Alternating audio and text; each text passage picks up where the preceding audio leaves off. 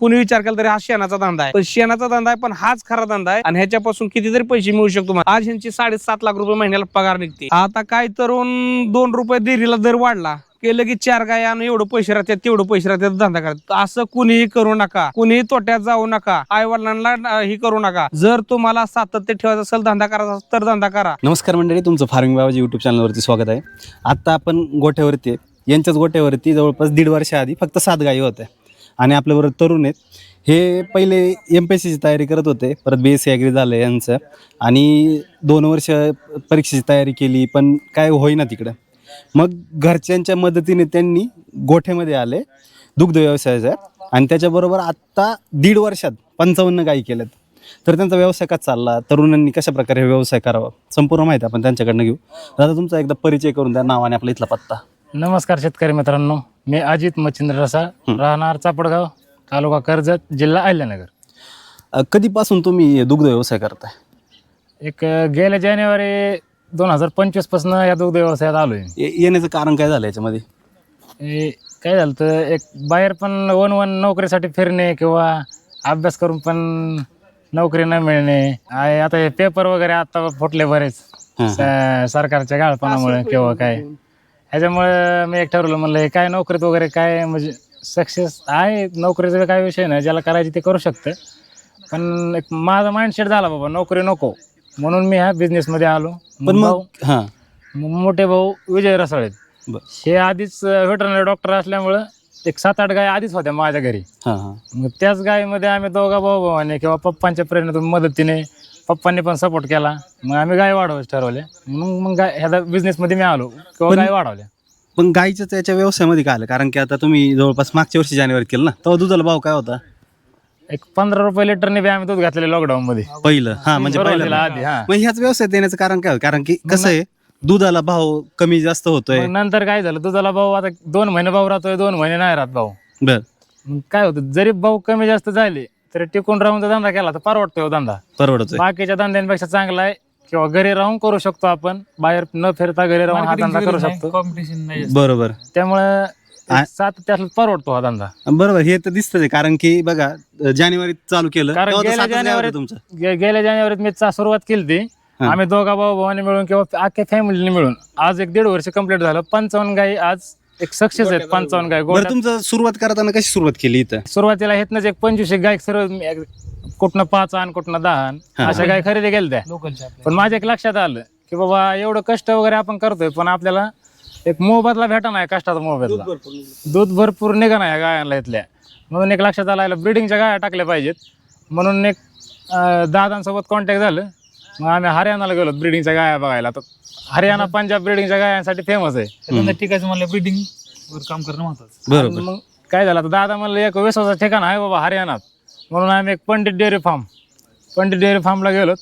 मग तिथनं गाय खरेदी केल्या मी पहिल्यांदा. एक 10 गाय खरेदी केल्यावर 10 गायांना सक्सेस वाटल्या. अजून 15 गाय खरेदी केल्या. मग सनीबाईने आपल्याला एकदम व्यवस्थित गाया दिल्या तिथनं आणि इथपर्यंत गाय पोच होईपर्यंत त्यांनी जबाबदारी घेतली होती. एकदम क्वालिटीच्या गाया देते तिथं काय दाखवणे, आणि तिथं पण एक आपल्याला पाहुणचार वगैरे एकदम व्यवस्थित भेटतो. बरं, तिथून गाया ज्या आणल्या त्यांनी सांगितलं होतं का पहिल्या रू घेतल्या होत्या, कशा घेतल्या होत्या तुम्ही गाय तेव्हा? 2 दात 4 दात, एक 6 दात. दुसऱ्या म्हणजे जेवढं दूध तिथून सांगितलं होतं इथं येऊन तेवढं निघालं का दूध आपल्याला? हा, निघलं होतं जास्त. कारण काय होतं, दूध आपल्या असतं ते. त्यांनी गाय दिल्यात पण आपण बी गाय कशा सांभाळतो किंवा त्यांची कशी निगा राखतो, मॅनेजमेंट कसं आहे ह्याच्या दुधाचं भरपूर अवलंबून राहते. इथं येऊन तुम्हाला किती ते कितीपर्यंत दूध दिलेलं आहे? म्हणजे गाय कशा लिटरचं आणलं तुम्ही? 40+ दूध काढलेलं आहे मी गायांचं. 40 लिटर पर्यंत. हा. आणि म्हणजे कितीपासून कितीपर्यंत? 30 पासून 25 पासून? 25 पासून एक 40 पर्यंत मिल्किंग देतात निघत गायाला दूध चांगले. आपल्याबरोबर मित्रांनो हे सनीबाई आहेत, पंडित डेअरी फार्मचे ओनर. सबसे पहले तो महाराष्ट्र के मेरे सभी किसान साथियों को पंडित डेयरी फार्म की तरफ से राम राम। तो भाई आज हम महाराष्ट्र में आए हैं। अपना फार्म भी भाई लगभग ये लगा लो पिछले मतलब हमने तो 3री पीढ़ी का काम है, लेकिन हमको महाराष्ट्र में काम करते हुए लगभग आज 6-7 साल हो चुके हैं। तो मतलब मैं तो वही बात बोलना चाहता हूँ, जैसे अपना सबसे पहली बात तो ना भाई ब्रीड के ऊपर काम करो, जितना हो सकता है ना अच्छी से अच्छी ब्रीड लाओ और उसका आगे से आगे अच्छा सेक्सर सीमन देके अच्छे से अच्छी मतलब आगे अपनी ब्रीड तैयार करो। इसी से ही भैया फायदा है, क्योंकि दूध का दूध बिकेगा, आगे अपना खुद का कालवड़ तैयार होगा वो और अच्छा। और सबसे मेन बात है भैया अपना मेहनत अपना कंटिन्यू रखो। अब सेठ जी आपने एक चीज सोचो, आपने 40 लीटर का गाय आप घर पे ले आए, उसका अगर केयर नहीं करोगे, उसका मेंटेनेंस नहीं करोगे तो उसका कोई फायदा नहीं है। अपना ब्रीड अच्छा लाओ, उनका अच्छे से मैनेजमेंट करो, अच्छा उनको फीड डालो, तभी भाई अपना फार्म आराम से अपना सक्सेस होगा। बाकी भाई का फार्म देखा, बहुत अच्छा लगा, और भाई के साथ मिलकर भी हमको बहुत अच्छा लगा, मतलब ऐसा लगा बिल्कुल अपने घर पे ही बैठे हैं। आता तुम्ही ब्रीडिंगवरती काम करताय, चांगल्या लिटरच्या गाय आहेत, तर आता टोटल दूध किती आहे तुमचं रोजचं? एक आता माझं रोजचं कलेक्शन एक 650 लिटर कलेक्शन आहे आता सध्या रोजचं चालू आहे? माझं स्वतःच. हां हां, वन डेज एक दिवसाचं? हा, एका दिवसाचं. आता काय होतं, ब्रिडिंग वरती काम केल्यामुळे एक 650 लिटर दूध मी काढू शकतोय. नाहीतर साधारण गायाला एवढं दूध निघत नाही, रेग्युलर गायाला एवढं दूध निघत नाही, गाजवाला टिकत नाही. आणि काय होतं, ज्या साध्या गाय आहेत त्या दुधाला टिकून राहत नाहीत, म्हणजे एक 2 महिने दूध देणार, परत कमी येणार. तसे ब्रीडची गाय एक 7-8 महिन्यापर्यंत दुधाला कंटिन्यू राहते किंवा कंटिन्यू दूध देते. आता तुमचं चाऱ्याचं नियोजन कसं आहे? आता काय झालं, चाऱ्याचं नियोजन आधी आपण जे पारंपरिक आलंय तसंच होतं, पण एक पंडित डेअरी फार्मला गेल्यावर मला तिथं त्यांच्या चाऱ्याचं नियोजन मी बघितलं. गव्हाचा वाळा बोसा वगैरे ते यूज करत होते, मग त्यांनी मला सांगितले गव्हाचा बोसा वगैरे यूज करा, किंवा त्यांनी मला मार्गदर्शन केलं की सायलेजचं किंवा गहू बोसा कसा यूज करायचा, अजून फिडिंग वगैरे कसं. बरं, मग आता कसं नियोजन आहे? सकाळी काय टाकता खायला, संध्याकाळी काय टाकता? आता सकाळी एक 5 वाजता, पहाटे 5 वाजता गहू बोसा 1 किलो आणि एक 8-9 किलो मकाचा सायलेज एवढं दिलं जातं. त्याच्यासोबतच गुळी आणि गुळे भुसा पण दिला जातो त्याच्यासोबतच, भुसा पण देता. आणि संध्याकाळी? मग संध्याकाळी डायरेक्ट 5ला, कारण चाऱ्याच्या एक 2 चाऱ्याच्या मध्ये 12 तासाचा अंतर असल्यावर गाईचा रवंत व्यवस्थित होतो. आता हा गोठा तुम्ही सांभाळता, किती जण काम करते गोठ्यामध्ये? आता आपल्याकडे 2 माणसं आहेत, आम्ही दोघं भाऊ आणि 2 माणसं पूर्ण गोठा सांभाळतात. सांभाळतो. आता ब्रीडिंग वरती काम करण्याचा फायदा काय? आता तुम्ही तर डॉक्टर भेटणार आहे, तर एकदा आपल्या प्रेक्षकांना सांगा ब्रीडिंग वरती काम केल्याचा फायदा कसा आहे आणि तुम्ही कसं गोठ्याचं पुढचं नियोजन करणार आहे? ब्रिडिंग धंद्यात टिकायचं, ब्रिडिंगवर काम करणं महत्वाचं. तर कारण काय? ब्रिडिंग काय होतं, आपल्या गायला चारा खायला 40 लिटरच्या गायला चारा तेवढाच लागतो, आणि 20 लिटरच्या गायला चारा तोच खाती गाय. पण आपल्याला नफा भेटतो तर कमी भेटतो ना आपल्या लोकलच्या गायांमध्ये. काय ब्रिडिंगवर काम जर केलं तर चांगल्या गाय, जातीच्या गाय तयार होत्यात, धंद्यात प्रॉफिट राहतं, आणि दूध पण आपलं संकलन वाढतंय, पैसा जास्त मिळतो, आणि दुधात सातत्य टिकून राहतं. आपल्या गाय तुम्ही व्यय केल्यानंतर आपली गाय एक 3-4 महिने दूध देते, पण ती गाय एक 8-9 महिने दूध देते ब्रिडिंगची गाय. म्हणजे असा फरक पडतो. आता ब्रिडिंगवर आपण काम करायचं म्हणलं तर मग ब्रिडिंगवर काम केलं चांगलं, आपल्या गोट्यात पण करा, पण काय होतं टाइम खूप जातो त्याला. ब्रिडिंग आता ते हरियाणा पंजाबला कसं आहे, जनरेशन यांचे 8-9-7 जनरेशन पर्यंत गेलेले यांचे. मग ते आपल्याला तेवढं जायचं म्हणलं 15 वर्षाचा काळ जाईल जवळजवळ.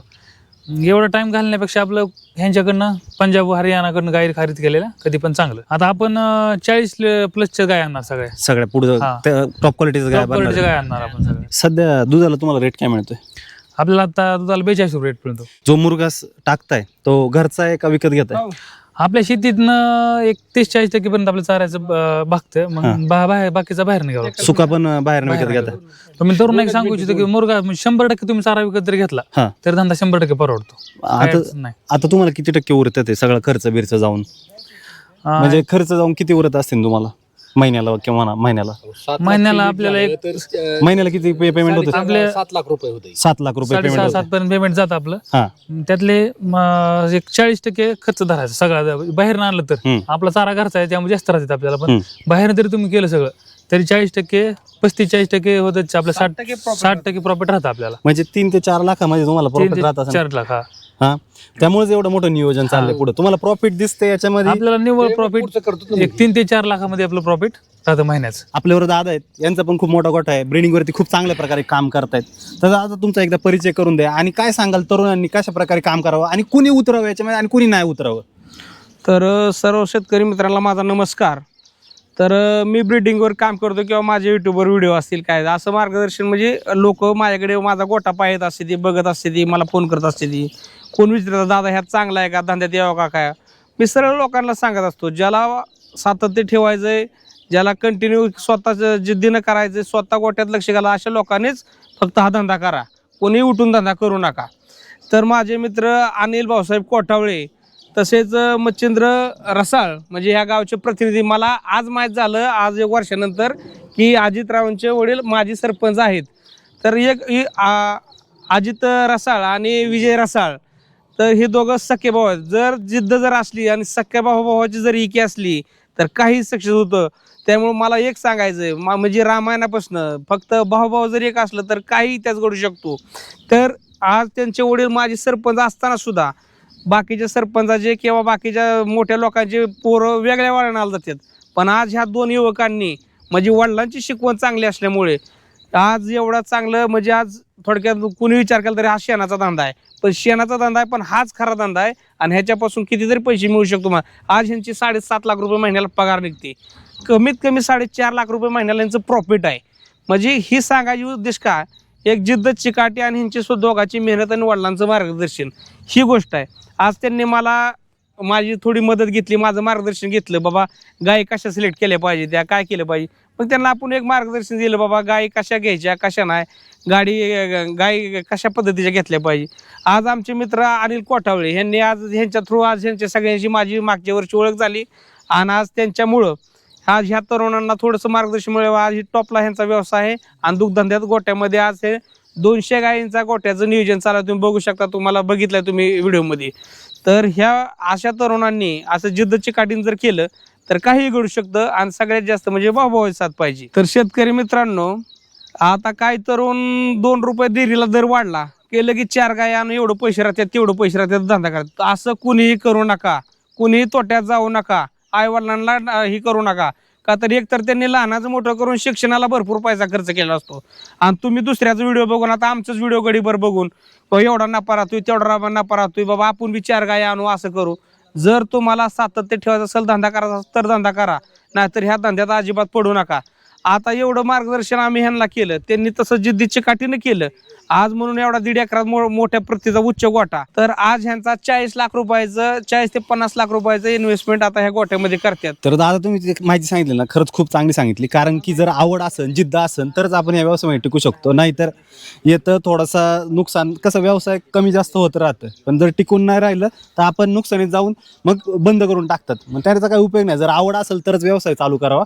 आणि पूर्णपणे माहिती घेऊन एक दुसऱ्यांचे गोठे किंवा एक विश्वासू माणूस असेल अशा माणसांकडून माहिती घेऊन असं व्यवसायामध्ये तरुणांनी यावं.